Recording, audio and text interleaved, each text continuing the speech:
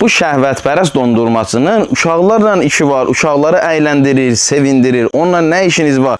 Şimdi bizim yeni konseptimiz sadece çocuklar, sadece balalar. Ona niyə söz deyirsiniz? Onu niyə alçaldırsınız? Onun qadınlarla, xanımlarla heç bir işi yoxdur. Yani eğer çocukların gülmesini istemiyorlarsa, çocukların eğlenmesini istemiyorlarsa Sadəcə uşaqlardır. Görürsünüz uşaqları necə əyləndirir, uşaqları necə çox sevir, uşaqlara necə məhəbbəti var.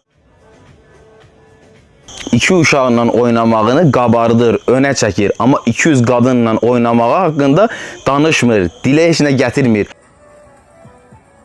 Bu nəyə bənzəyir?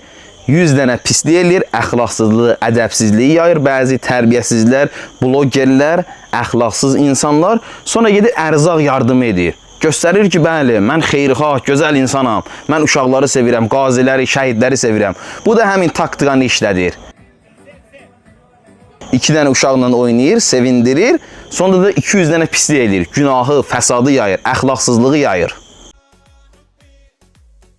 Hər kim istəyir günahlarına don geyindirsin, gedir kasıblara əl tutur, ərzaq yardım edir, canlı yayımda qazilərə, şəhid ailələrinə yardım edir, kömək edir. 753 günahını çəkir qırağa, üstündən bir pərdə çəkir, malalayır və bunu göstərir ki, mən xeyirxah, gözəl insanam.